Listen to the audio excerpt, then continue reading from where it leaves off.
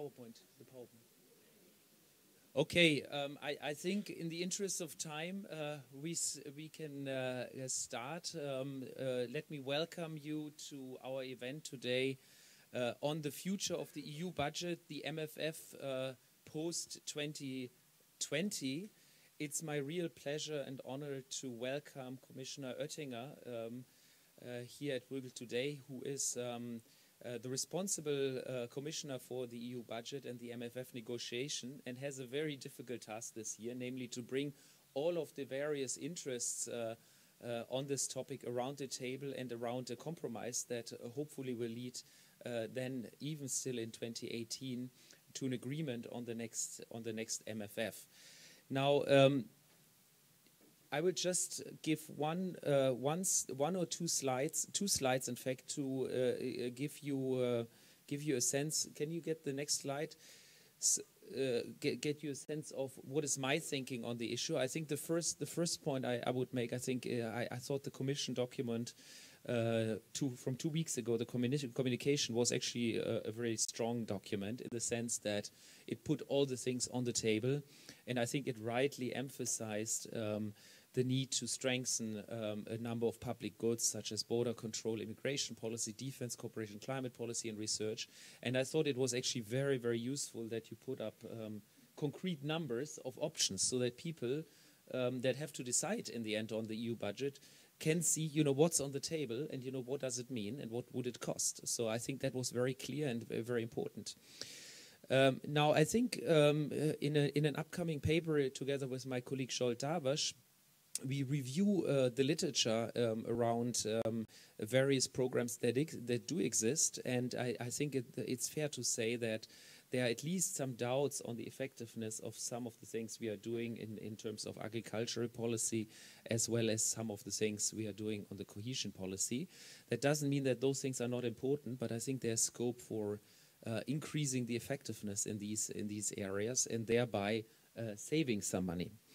The third is, of course, this whole EU budget stabilization discussion, which I think it makes sense to have it as part of the EU budget debate, and certainly the one informs, if we can show that we make progress with the EU budget reform, we may be more easily able to convince stakeholders to put up money on the table for a stabilization function.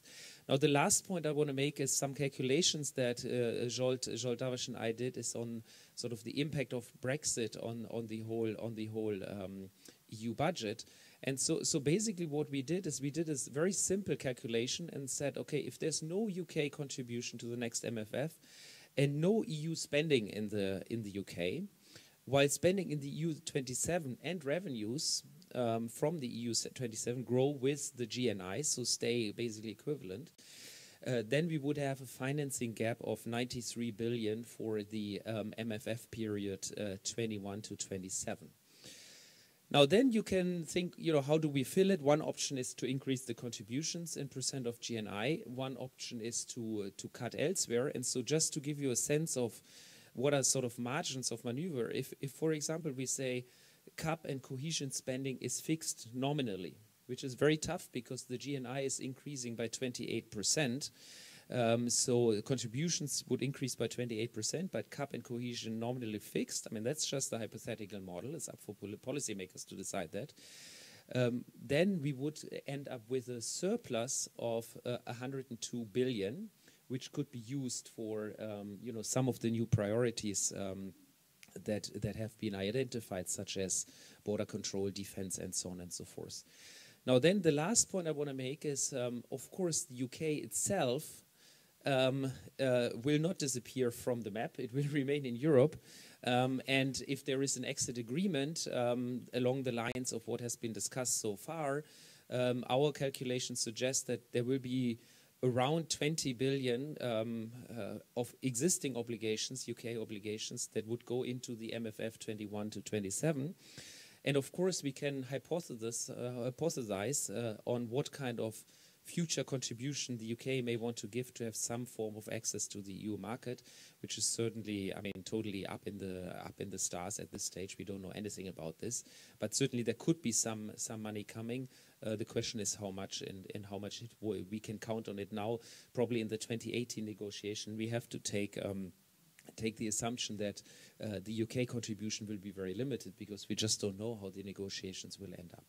So these were sort of just some numbers up front from a forthcoming paper that Zsolt and I will probably publish in a week or two. We will present it also Friday at the conference in Sofia, where you, Commissioner Oettinger, will also be present. And so I very much would like to thank you again for coming here today to Bruegel to discuss these issues with us, and very much would like to look forward to your speech and welcome your remarks and your comments. So thank you again for joining us today, and I look forward to your speech.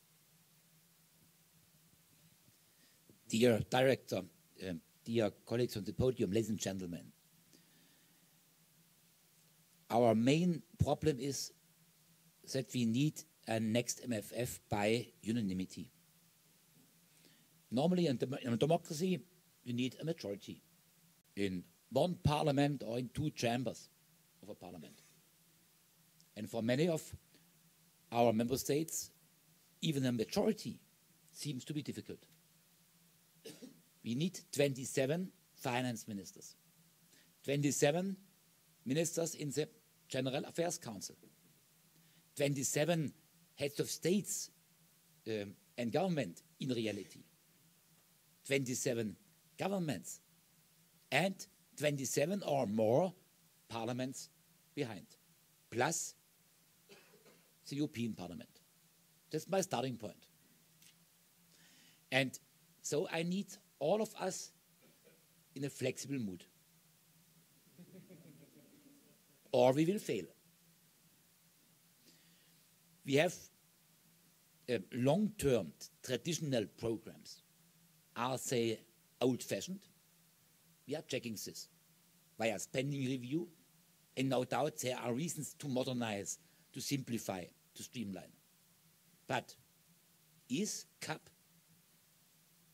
old-fashioned? I came back from Dublin yesterday. One concern, no cut in CAP. A real strong advice to me, no cut. Please fly to Dublin or send your experts to Dublin. And let me say, what is the alternative? To reduce or to renationalize? If we are, and it's the first sector ever in Europe which was Europeanized, the agricultural sector. If we would renationalize, would it be in the interest of taxpayers? Not really. But a region being more rich could invest a little more, others can't, and the single market is destroyed because it's no more a fair competition. We need a fair competition for a single market. So better to have a European support scheme than to have 27 or hundreds in regions in parallel. It's about 56 billion, a lot of money. It's 30 cents per citizen per day. 30 cents. Cohesion.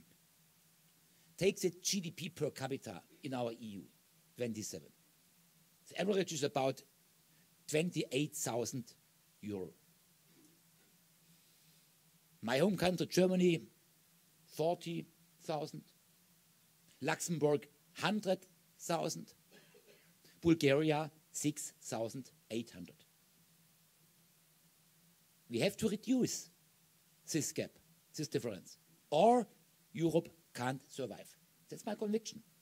Not by bringing Luxembourg down, but by bringing Bulgaria from 6,000 to 10, 12, 15, 20,000, as Latvia or Slovakia or others are doing.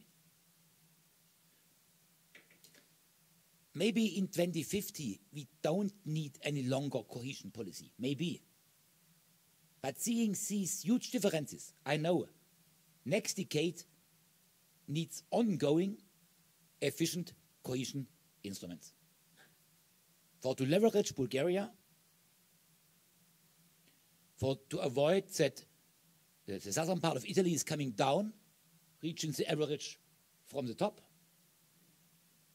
and for to be more competitive all over our European Union.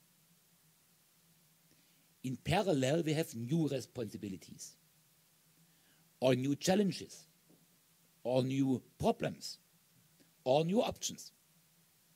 Having played no role, or not such a role, in 2011, 12, 13, when we was developing the actual MFF. Take migration and the refugee crisis, or humanitarian aid via development aid funds for people in Turkey, Jordan, Lebanon, Africa, for to avoid that they all are refugees of the next decade. Fight against terrorism, border protection and border control, defense research, and defense industries. Here, as you mentioned, we see clear added value. It's in the interest of our European taxpayers to work together to moderate the process and to have some European funding, some financial programs. Our treaty is clear. The European Union has no right to finance by debt and deficit. We are the one and only level. National levels have been making and are making debt and deficit, regional and local levels as well. Not the EU. So we have to close our gaps. A Brexit gap, which is after a transition phase about 12, 13 billion a year, and an expenditure gap, seeing these new responsibilities. Our proposal, having in mind unanimity, is to close the Brexit gap by 50-50. 50% cuts in our existing budgetary structure and 50% fresh money, additional money coming from EU 27. New responsibilities if we are investing in the interest of our member states, activating, realizing added value, solving problems in a more efficient manner. Here we need 80% fresh money, and we are offering 20% by cuts in our existing budgetary structure. We have been observing spending reviews to see how to be more efficient, how to avoid stranded investments, how to prioritize important projects and not just projects being nice to have, how to simplify our rules behind without opening corruption our doors. Because some bureaucracy, some rules are necessary to avoid corruption against the European Union. We are thinking about to bring together several programs. Meanwhile, we have nearly 70 to reduce the number of programs, to be more flexible, to have a single rule book behind.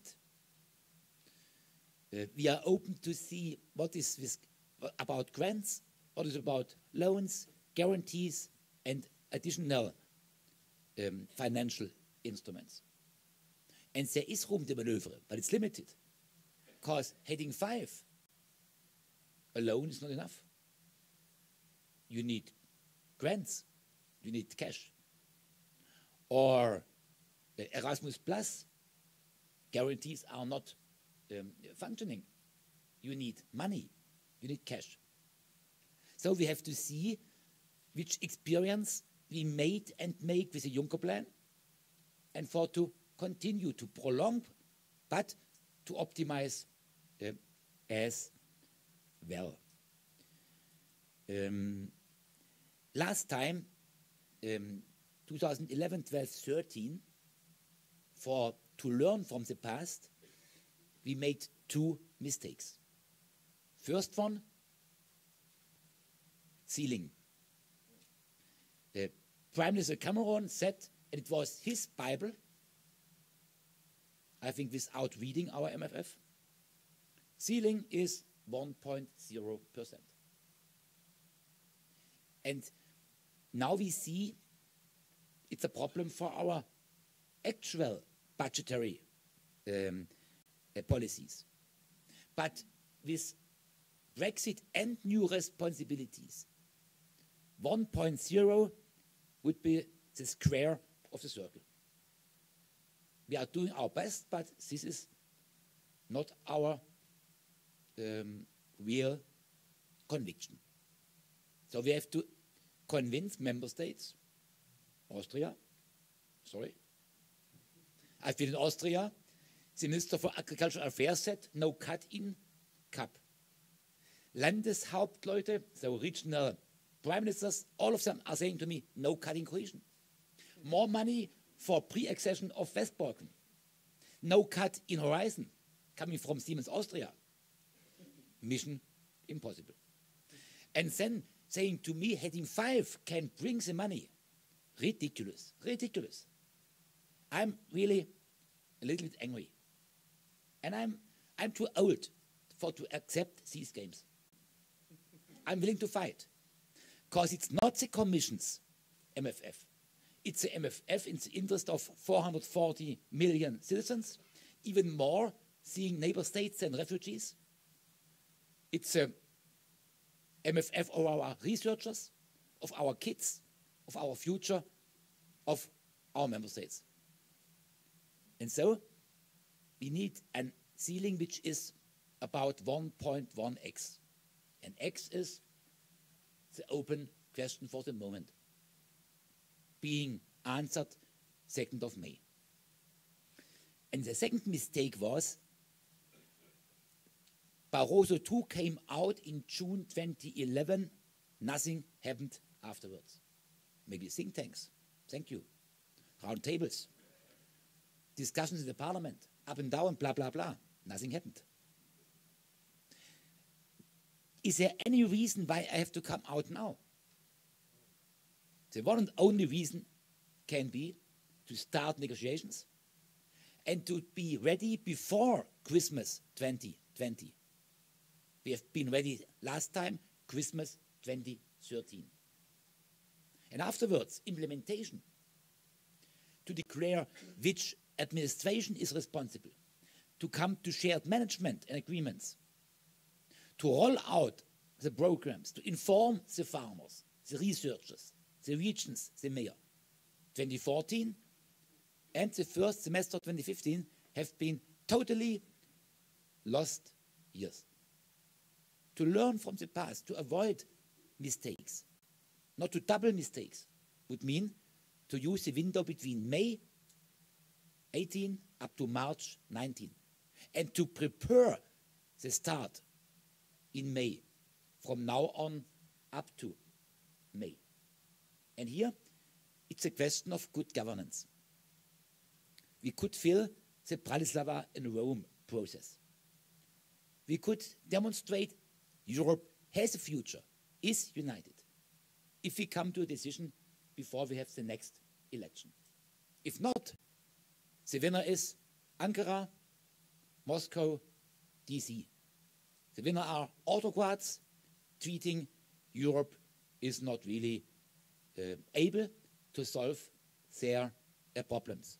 I am willing to do my best to present a balanced proposal, and my expectation to all of us to support us to come to a decision before the campaign and the next European election.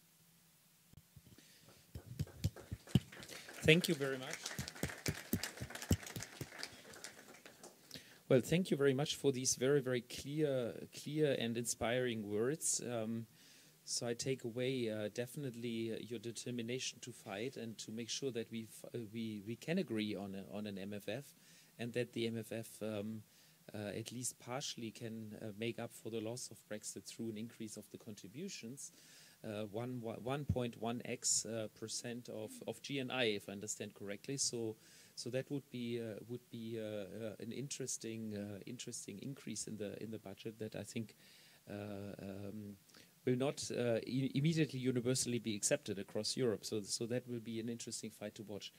But now I'm very happy to welcome three very distinguished panelists that will share their thoughts with us. Roger Havenit is the Deputy Chief Executive of the European Investment Fund. Charlotte Ruhe is the Managing Director at the European Bank for Reconstruction and Development. And last but not least, Margit Schratzenstaller-Altzinger is the Deputy Director at the WIFO Institute in Vienna. And I guess we'll have to respond to being held responsible for the position of the Austrian government. So. Of course, he's here as an academic. I'm joking. So Roger, perhaps you kick it off. No more than 4 or 5 minutes. Yeah. Great pleasure. I think in media res, I would like to comment a bit on some of the challenges, but some of them are clearly of a political nature, and we as the European Investment Fund are more on the implementation and design side and not in the policy. So on the resources, I see clearly the issue of squaring the circle. I mean, to do more and more. And including new challenges and preserving traditional policy priorities, but not necessarily with more money. And therefore the question is, what can we do? Now let me take exactly the point of agriculture and Ireland, because I think it's a very interesting starting point. We were contacted a few months ago by your colleague, Mr. Hogan, and he said, can we do things maybe a bit different? And of course, preserve the large part of grants, but see whether there's potential to do some financial instruments. And the idea was clearly not to replace all the grants and to do everything with financial instruments. And we were talking to Ireland at that moment, and they had some spare money. We had some money from EU programs, and decided first to join forces. So the first lesson from this, you can do more if you work together. Second point is they were in the process of setting up a national promotional institution. And we have been working very closely with them in setting it up. And I must say it has been a very big success story, because now we see a big demand, more than we had ever expected. I have been asked 3 times now to top up basically the resources to do not what is still being done with grant money, but to do a part of it with financial instruments. And I think we see here a bit the ingredients of what you referred to. We need certainly to do some further homework and see how we can systematize this. But we are using local expertise here, financial institutions, but also national promotional institutions and the EIF, you're part of the EIB group, in order to look not only at one country, but a number of countries. And I see big potential in this. Currently, if you look at the structural funds, which are the biggest pot of possible resources for financial instruments and grants, and I'm talking about the ASIF, so agriculture, cohesion funds, but also ESF and maritime and fisheries. So in the cohesion area, there is some experience which has been built up over time. The account is around 20 billion, which are earmarked for financial instruments. It's a big absolute number, but small in terms of percentages. I see certainly more potential to build on our experience there. But in some areas like agriculture, ESF, it's 0.000 somewhere. And I mean, if you were to make this tomorrow 2%, we could certainly do more with less for traditional policies. So I'm not dreaming. Second point, I think that we need to distinguish a bit between structural funds, ASIF, which have certain objectives, and where I see a big potential to work with the local partners and to do things even more. Currently, we work with them, but I believe in the future, I see many ways where we can build on our experience, coming from central instruments to co-invest, to share risk, to have the NPBs take the lead in some cases it's maybe the EIB, EBRD, or others to work. However, if it comes to centrally managed instruments, we're talking about limited resources and which should, in my view, have a clear EU added value. It's not to do more of the same. It's to do things which you cannot do through national level And it should follow, therefore, the principle of subsidiarity.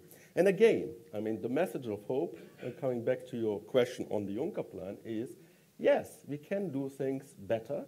And if I look at the part we are responsible for managing within the group, the EIF, we have done 50% of the implementation of the Juncker plan, working together with national promotional institutions. And I think that's certainly a way forward. Does it mean that you need to have 39 contracts tomorrow to have each of them do their own reporting and assurance building? Not necessarily. Let's reflect on the best way. But I certainly need, I see a potential to do some streamlining. And I was very happy to hear that you refer to it, both in terms of rules, single investment fund, single rule set. I think that's where we really need to work in order to bring together the various resources we have and the actors we have. Currently, they are facing some challenges.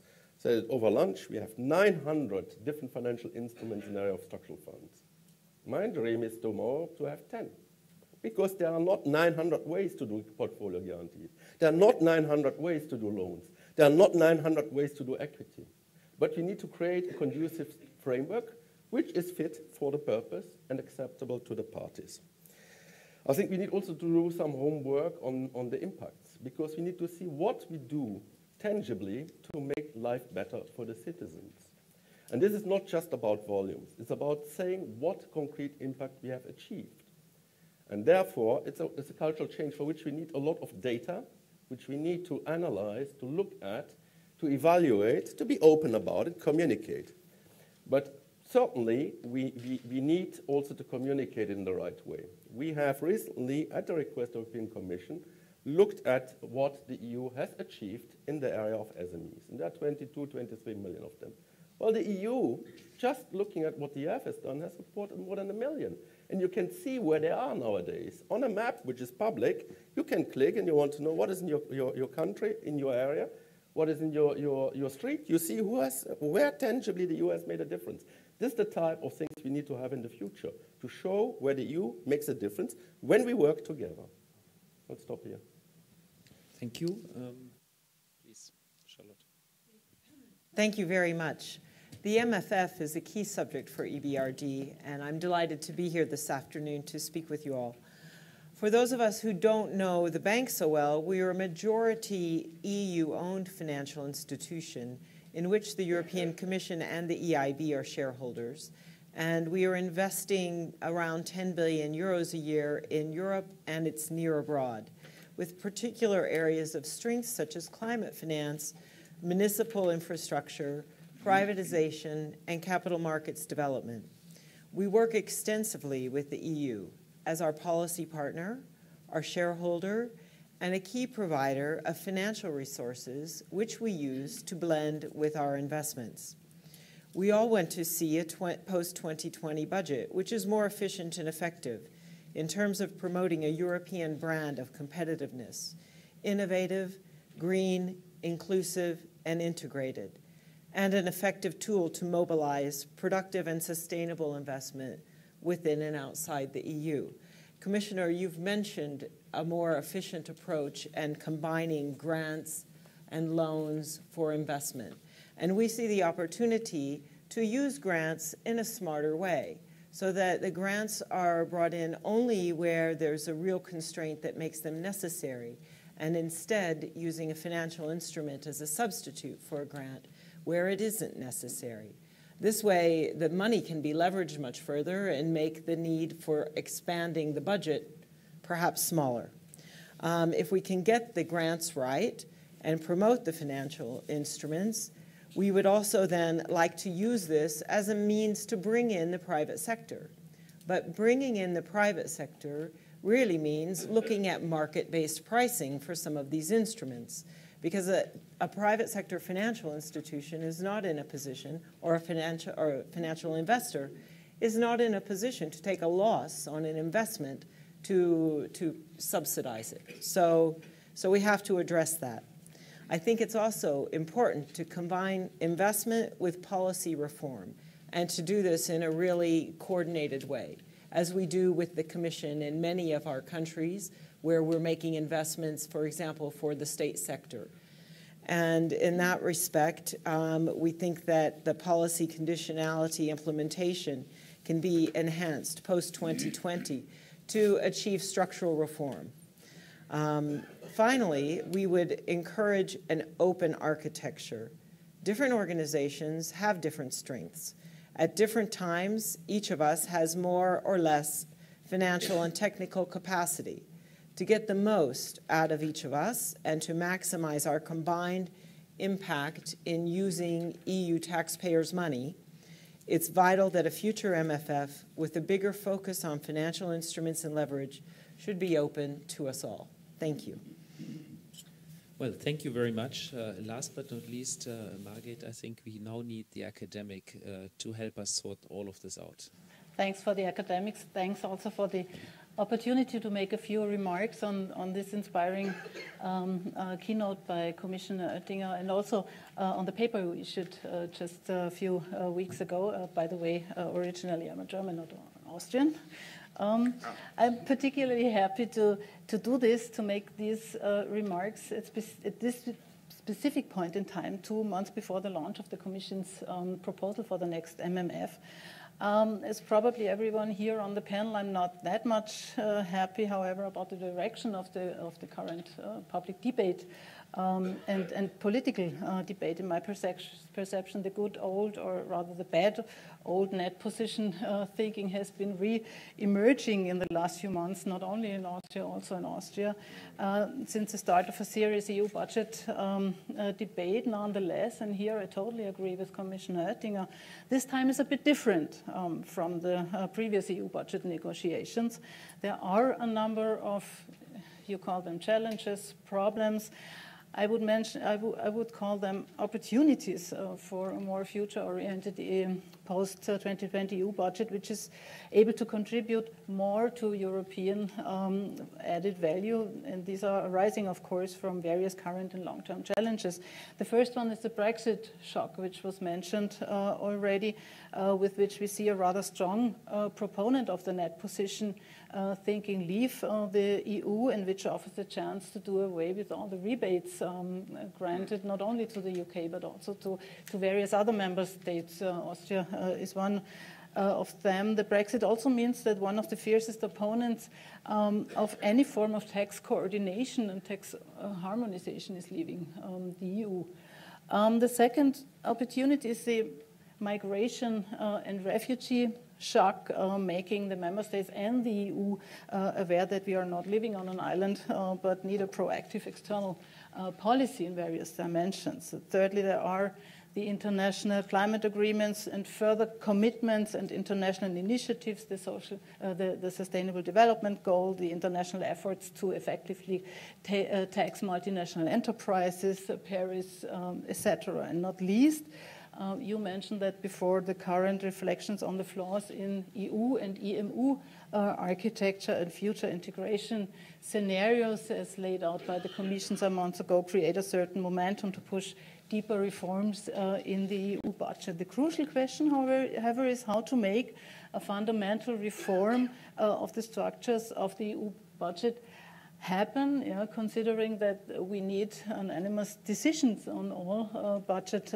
questions, all tax questions. Also, I think it's obvious that European added value should be the overarching criterion guiding the design of EU expenditures and revenues.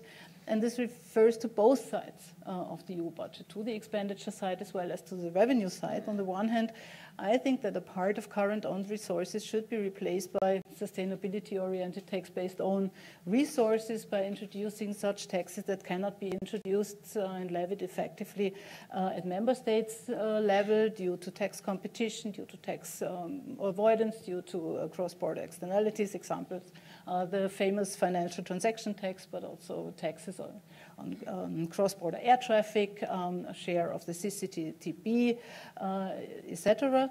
And these tax-based own resources should be embedded in the broader context, and this is an important overall perspective, in the broader context of improving the structures of EU member states' tax systems or reductions of member states' contribution to the EU budget, create space for the introduction of less growth and employment-friendly taxes, and particularly the high tax burden on labor in member states. On the other hand, we need a radical restructuring of expenditures, and here, of course, agricultural and cohesion funds are the central levers. Yeah? They make up for almost 3/4 of the total expenditures. So these have to be in the center of any deliberations for restructuring the budget. This would entail a reduction of the overall expenditures on CAP, reinforcing the greening of the first pillar, a shift to the second pillar.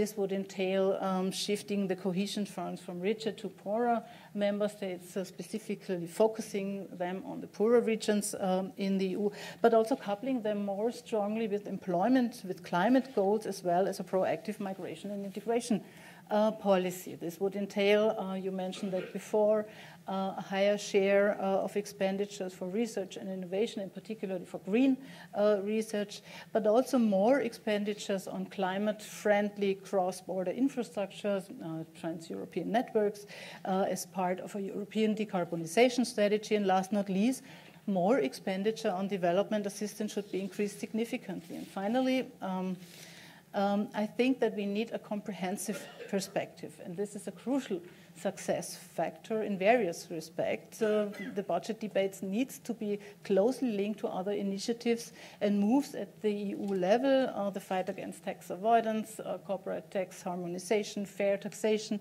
of the digital economy, the efforts to stabilize financial markets, sustainable development goals in general, and climate goals in particularly. There are a lot of important initiatives that could be supported by the EU budget. The second success factor, instead of discussing individual expenditure items separately, and instead of discussing the expenditure and the revenue side separately, expenditures and revenues need to be regarded in an integrated perspective. And thirdly and lastly, we need package deals instead of discussing individual budget items. And I think package deals are probably the only possibility how to get all member states with their diverging interests on board. Thank you.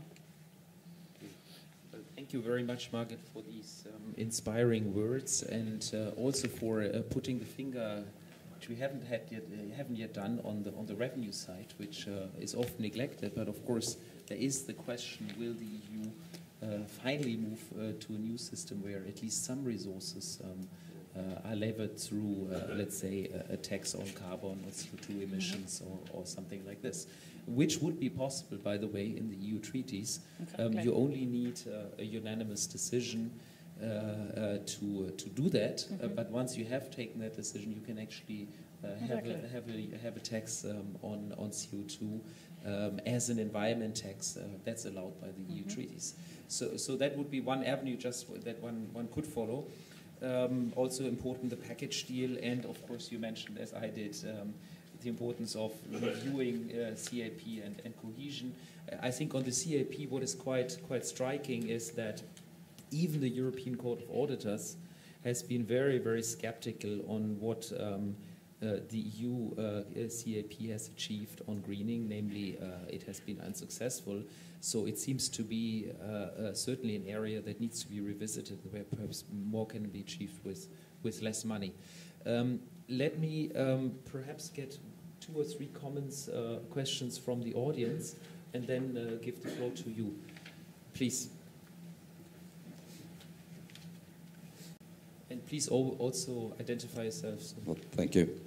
Lars Holgaard, formerly with the Commission. Thank you, Commissioner Oettinger, for a very clear and inspiring speech. In DG Agri, I was in charge of the first pillar, that is the 40 billion euros, in terms of direct payments every year. So I know a little bit about this subject. The Commission, however, has not really been very bold in terms of the future regarding the CAP. In its communication that came out recently, it basically says, we will continue with the direct payments as they are today. And you have said also that, of course, there are different member states who are very dear to the direct payments and the money that they receive. The direct payments, however, were really only justified at the point of departure as a compensation for the price cut. And they retain a very important function in terms of the income for farmers. They represent something like 40 to 50% of the income of farmers. But it cannot be a social policy for the CAP. If you want to have a social policy, it should be financed over the social fund. You cannot justify in length that income support for one sector and not for others. There's no real public good as such coming from the direct payments. So I asked the question, why hasn't the Commission, as it was alluding to, introduced the element of co-financing in the direct payments, which would make member states more responsible? For we know from the Pillar 2 rural development policy that member states are much more responsible and ready to control the expenditure because they co-finance. So that's one idea in terms of savings. Another idea in terms of savings would be to phase out the direct payments over perhaps 10 years by way of a bond. The farmer could retain the bond or could keep it until it runs out. It would allow the young generation to take over the farm because direct payments today are capitalized into the land values, which makes it much more difficult for young farmers to take over from an old farmer. So it would combine two effects. Some of the money which is saved and could be used for the other purposes that you have correctly described, some of that money should, however, remain in agriculture to reinforce the public good aspect. And there are many public good aspects which are not remunerated by the market, which is not paid to the farmer. And that is protection of the environment, climate change, biodiversity. There are a number of areas which could be justified the use of taxpayers' money for agriculture, but in the long run, it is not justified to continue with direct payments, which is simply a social policy. Thank you. Thank you. Let me take two more questions. So I have one here in the front. And is there a journalist or one lady in the back? Is it working? Yes. Hello. Yes. My name is Valentin Birgert. I'm the budget attaché of the Austrian government, if you will. So I feel a bit obliged to answer maybe to Mr. Oettinger's comments. And also welcome to Frau Schratzenstaller. Talking about the Austrian position or positions of other countries in this regard, there's this famous 1% figure that is being heavily criticized, and I also understand Mr. Oettinger referred to it as squaring the circle. Now, what we noticed when we looked into this, and I think we should always not only look at the percentages here, but also on the cash, on the euros behind it. We're going to face, hopefully, a decade of good economic growth. So this means the GNI is actually evolving upwards, which means that the money available, at least according to our prognosis, when we do our own calculations, we would see that 1% of the EU 27 GNI, which is the position of at least 4 member states, as I understand, that would actually mean a bigger MFF compared to the recent one, which is an MFF for 28 member states.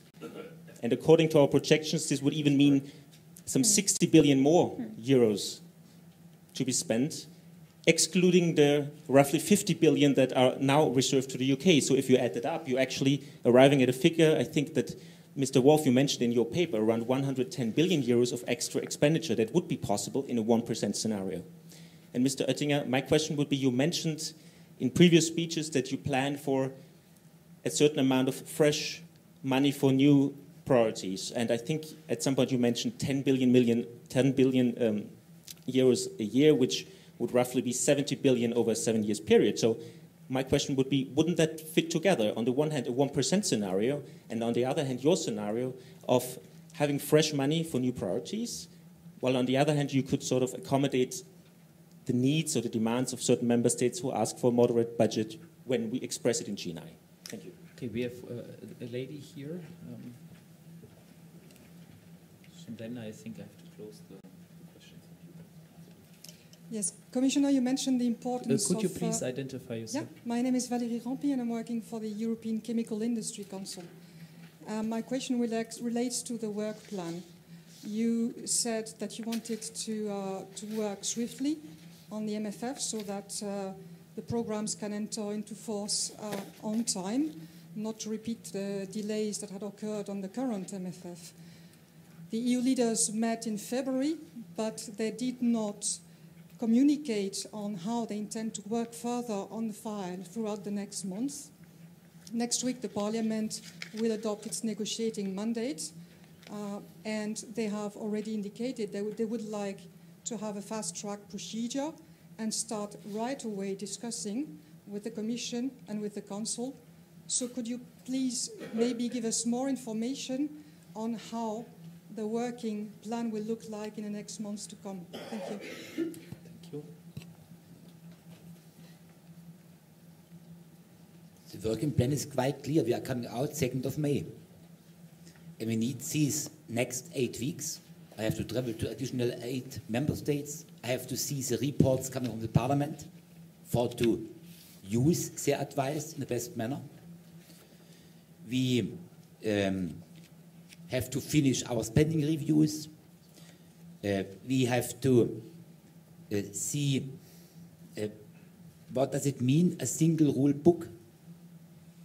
This afternoon we have a meeting speaking about external affairs and funds for Africa, Middle East, refugees, neighborhood policy and so on. So we need some more time. And our reflection paper process is ongoing as well. Day by day we get reactions.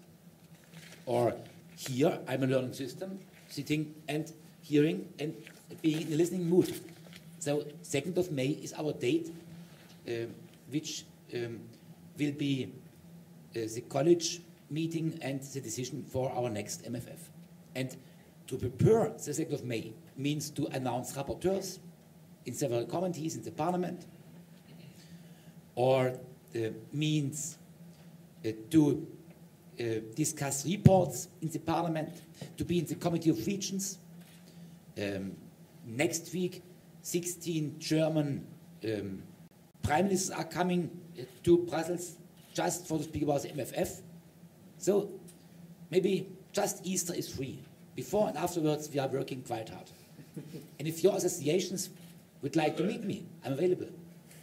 Because I think an industrial pillar on the horizon would be important. Here, your lobbying could be quite relevant.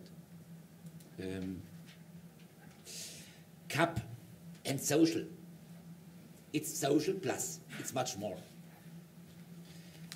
A social fund brings some hundreds money to a poor citizen, mainly without obligations. Our money, direct payments to farmers, are combined with huge obligations. Maybe greening was not perfect. This was not my idea. It was decided by Parliament and Council, coming from DG Agri, by the way. So, greetings to our colleagues. I had left by that time. Happy man.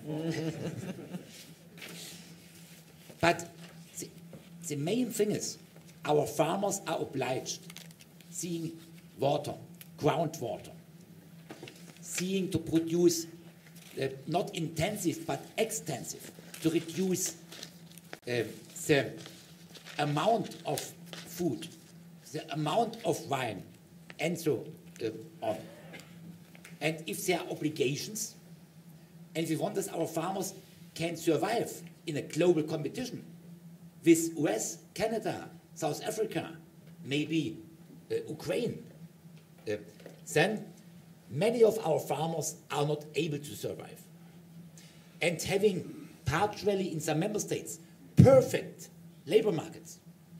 Me coming from the Stuttgart region, for a young farmer without payments, never ever it will be attractive to be a young farmer, to take over the farm.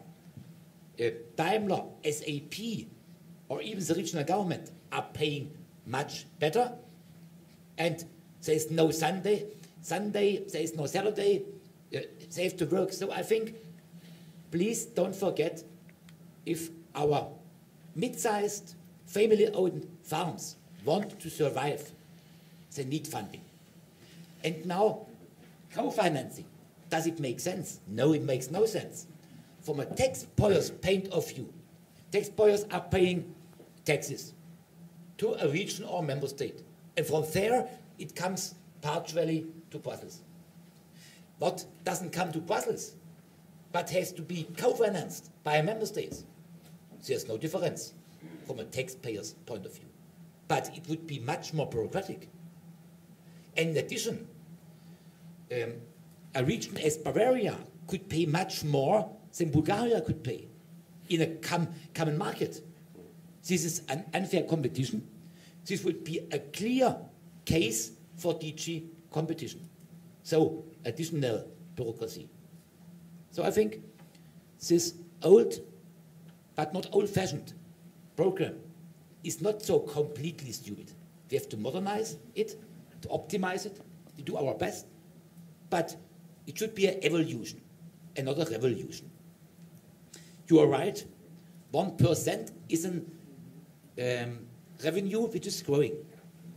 But let me say, these 49% of our taxes going to member states are growing as well. So the same balance I can present to Vienna, to Salzburg, to Linz, to Berlin, to Stuttgart. I think let's be fair. Vice versa, same argument against you. You know best. And let me say, I would like to increase Erasmus+. Maybe double or even triple. I would like to do so. I would like to double Horizon 2020. We have a clear European goal since years. 3% of our European GDP should be invested in R&D. The more we speak about, the less we reach it. We are less than 2%. Coming from Baden-Württemberg, I'm proud just for this, nothing else. 4.9. Germany, meanwhile, 3%. Italy, I love Italy, 1%. This is a clear demonstration who has future and who has to do better. So 3% would mean in an EU 28, we have a GDP of 15,000 billion, would mean 450. We are investing 300. There's a gap of 150. Horizon in total has 11 or 12. Shouldn't we double Horizon? Best reasons. In the interest of Austrian SMEs, of Austrian global player, and so on. We are fighting, be sure. And we have best arguments, even for countries as Netherlands and Austria. Okay, thank you very much. Please all join me in thanking the Commissioner for his very clear and generous style of working. Thank you very much for a good discussion.